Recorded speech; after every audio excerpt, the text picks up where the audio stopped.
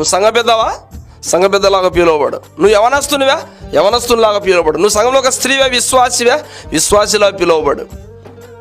అంతే. నువ్వు ఇంట్లో అత్తవా, అత్తలాగా పిలువబడు. గాడిదలాగా, పందిలాగా పిలువబడాకు. నువ్వు కోడలవా, కోడల్లాగా పిలువబడు.